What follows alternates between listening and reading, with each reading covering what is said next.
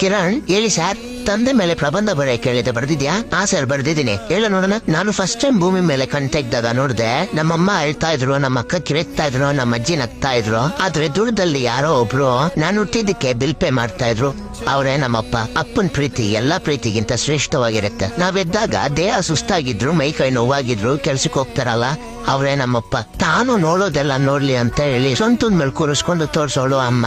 ಆದ್ರೆ ತಾನ್ ನೋಡಕ್ ಆಗದೆ ಇರೋದು ನೋಡ್ಲಿ ಅಂತ ಭುಜದ ಮೇಲೆ ಕೂರಿಸ್ಕೊಂಡು ತೋರಿಸ್ತಾನಲ್ಲ, ಅವರು ನಮ್ಮಪ್ಪ. ಕಾಲ್ ಎಳೆಯಕ್ಕೋಸ್ಕರನೇ ಹುಟ್ಟಿರೋ ಈ ಜನಗಳ ಮಧ್ಯದಲ್ಲಿ ಕಾಲ್ ಮೇಲೆ ನಿಂತ್ಕೊಳ್ಳೋಕೆ ತೋರಿಸಿದ್ದು ನಮ್ಮಪ್ಪ.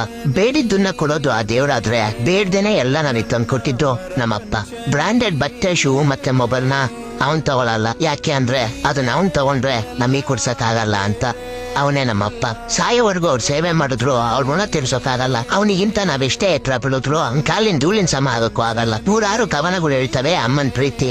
ಕವಿ